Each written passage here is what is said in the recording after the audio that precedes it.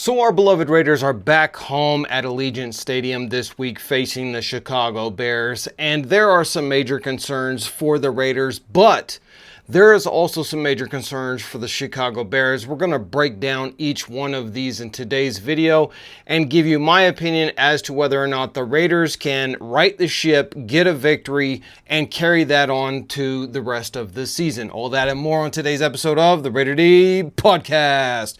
All right, let's just jump straight into it. The Raiders offensive line has been horrible. Yes, I said horrible, because they have not been able to open up any holes for Ashton Jeanty to get beyond the line of scrimmage. In fact, he has more yards after contact than he has yards. How is that even possible? Well, the reason is due to the fact that he gets hit behind the line of scrimmage almost every single play. And that is because our offensive lineup right now is not really built to do what we're trying to get them to do. Listen, Alex Kappa is old, weak, broke down, and his career is over. Jordan Meredith is too small, too weak, and too incapable of moving the pile, and Dylan Parham has just not been good.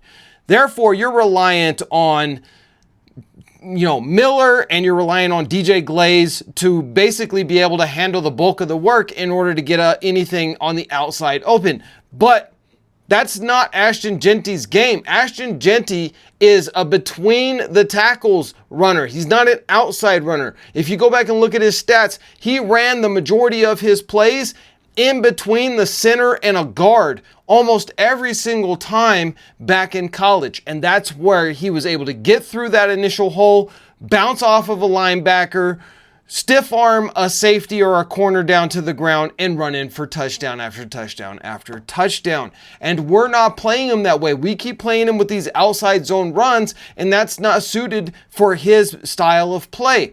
And the reason why we're doing that is due to the fact that we don't have the offensive linemen who are big bodies who are going to get in there and open up the pile between the center and the guard.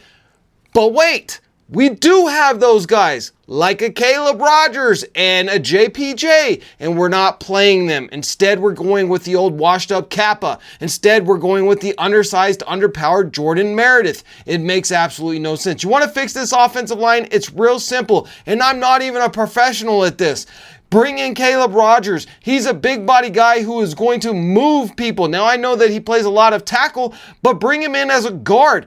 In fact, you just had Chip Kelly said that he wanted JPJ at guard instead of center due to the fact that he's a bigger body, stronger guy. Okay, I know of a bigger body, stronger dude than him, and his name is Caleb Rogers. Bring him in and make him the right guard. Move JPJ back to center, and then you can have whoever you want at the left guard. I don't even care. Bring in the rookie guy from Australia. He's a big body guy who is moving people in the preseason. And let's just start moving the pile, guys. Why are we putting these underpowered, under-athletic guys in at the starting positions? And then you had coach say, well, those guys are going to get their chance, but they're just not ready yet. I don't know. They looked a heck of a lot more ready in the preseason than Alex Kappa did. They looked a heck of a lot more ready in the preseason than Dylan Parham did. So why are we not putting them? I don't understand. But that's one issue that we're going to have right now. That's a big fault. Now, I know JPJ is going to be back in this game, but we also heard coach say that he's going to get a chance to win back his right guard position. A chance? The dude is night and day better than Alex Kappa. It should not even be a competition. But whatever. We're going to move on past that. Because obviously coach is stuck on it because that's what his son said to do, and that's what Chip Kelly said to do, and he's not going to make the decision to buck them. I don't understand it. You're supposed to be a Super Bowl champion guy. You're supposed to be a national champion guy in college. You should be able to make these calls. It's pretty easy to see what the problem is with the offensive line. Now, with that being said, Trey Tucker did have an awesome game last week, but it really didn't matter much because our special teams sucked and our defense sucked. And Geno Smith, in the beginning of the game, wasn't able to get things going. Didn't get him going until the fourth quarter. It was already garbage time. We were not going to win that game. But Trey Tucker showed that Trey Tucker is and has the ability to be an elite wide receiver in the NFL. Now, Dante Thornton Jr. has that same eliteness, but he doesn't have the experience yet. Give him another year like Trey Tucker, and I think that you're going to have two amazing wide receivers.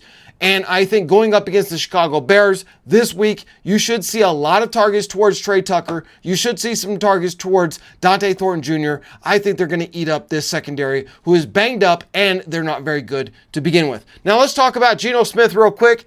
Geno Smith had a great game on paper, but again, it didn't matter at the end of the game because it was too little, too late. By the end of the game, we were already too far behind in order to do anything. And then, of course, special teams ruined it for us.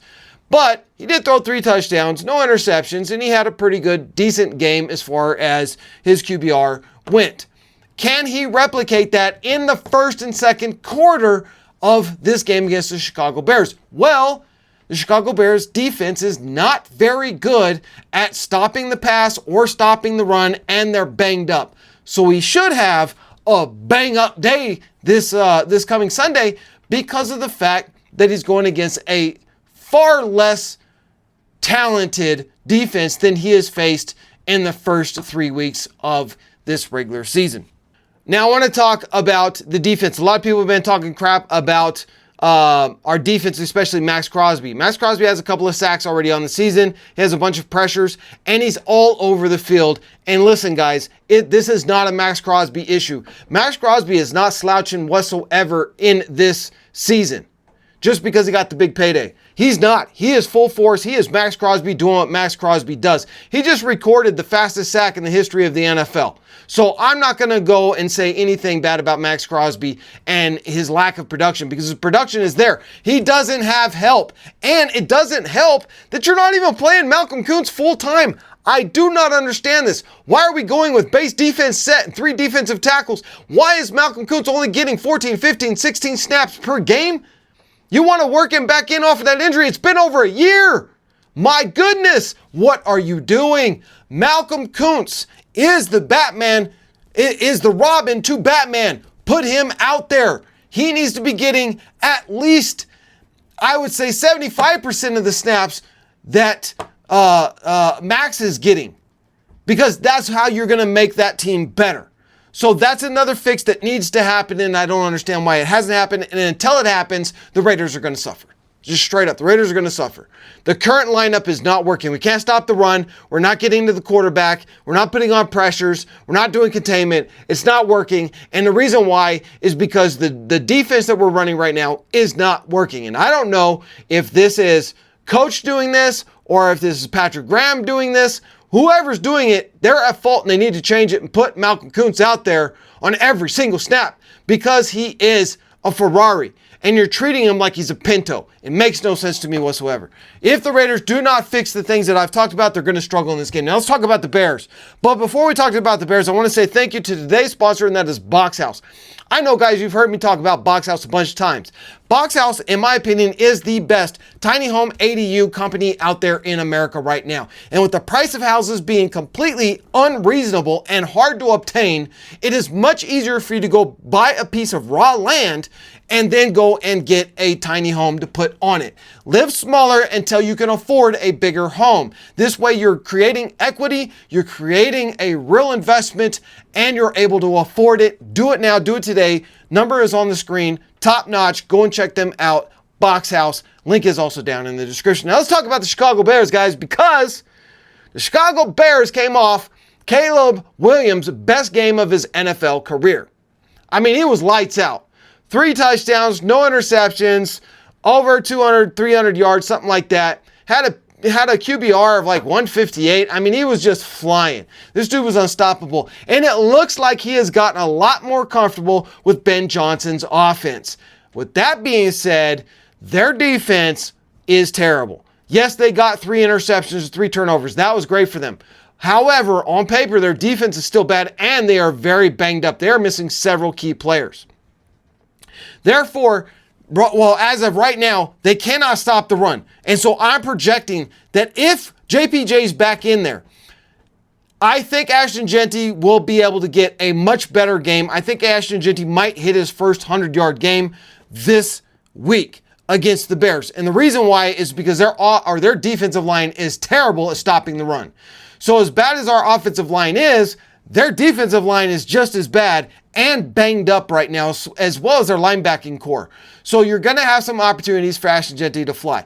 Now, the other thing is, their secondary is bad too. Yes, they got 3 interceptions. Great for them last week. However, if Geno Smith is smart with the ball, you could see Trey Tucker end up with another 100-plus yard game. You could see Dante Thornton Jr. get some big gains down the field, and Jacoby Myers and Brock Bowers should be able to fly against this secondary that is banged up and terrible to begin with.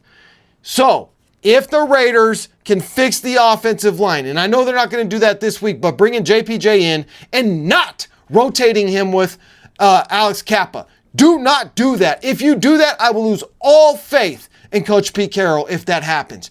JPJ should be in there on every single passing, running down because he is night and day better. But if the Raiders can open up a few holes, the Raiders are going to have Ashton Jeanty get his first 100-yard game. That's going to open some things up in the passing lanes, and that's going to help Geno Smith to have a really good game, at least 3 or 4 touchdowns, no interceptions hopefully, and over 250 yards. The Raiders sneak out a win at home, our first one of the season, and hopefully this will be the building block for the Raiders to continue on for the rest of the season.